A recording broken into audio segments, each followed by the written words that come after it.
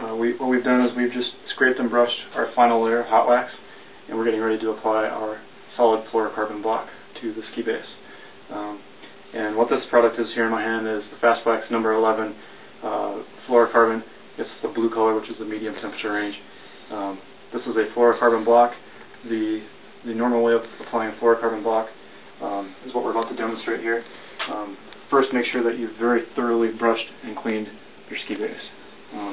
This ski base is fully prepped, ready for fluorocarbon application. So what we're going to do is take the fluorocarbon block and rub a layer onto the ski base. And you don't need to apply a super thick layer, but you do need to cover the entire surface of the ski base. So that's what we're doing here.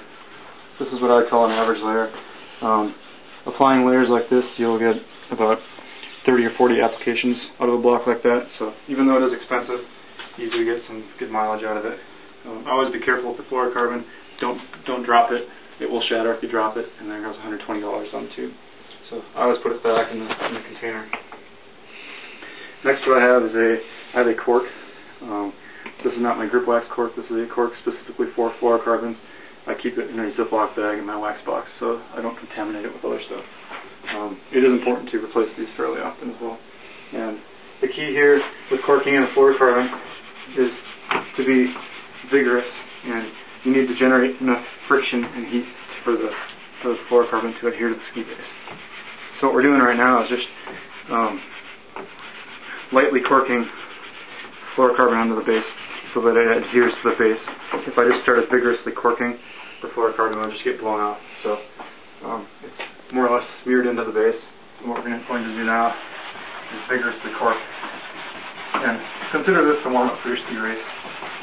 If you're not out of breath when you're doing this, you're not going hard enough.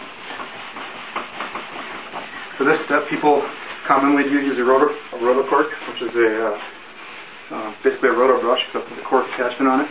But if you do use a roto cork, be very careful because it's very easy and very possible that you can damage your ski base with a roto cork.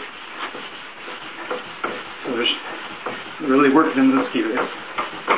Use a lot of pressure, put a lot of elbow grease into this. Spend some time on it.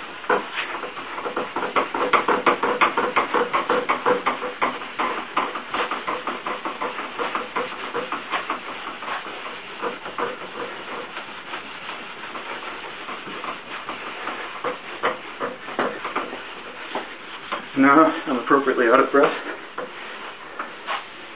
We'll call that job well done. Now what we're going to do is grab my fluorocarbon brush.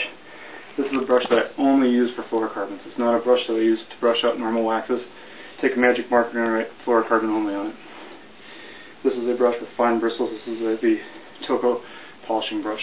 What we're going to do now is brush the fluorocarbon into the ski base, which is different than brushing a ski off or brushing the wax out of the ski base. So rather than brushing the product off, we just use the brush and work it back and forth. And these fine bristles actually work the wax into the ski base and help it further adhere.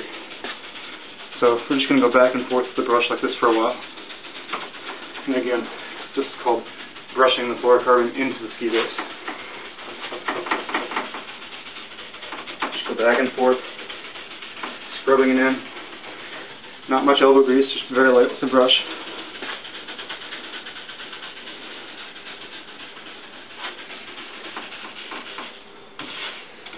Now we're just going to kind of, after brushing it in, we're going to basically sweep the wax off, sweep the fluorocarbon, clean the ski base.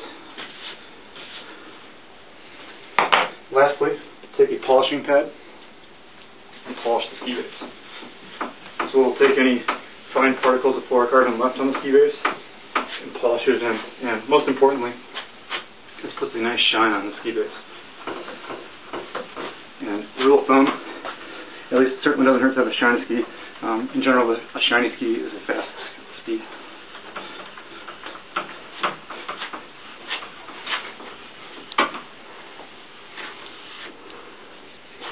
So there you have it. That's a proper rubbed on and corked in application of a fluorocarbon. Nice shiny ski base, The ski's going to be flying tomorrow.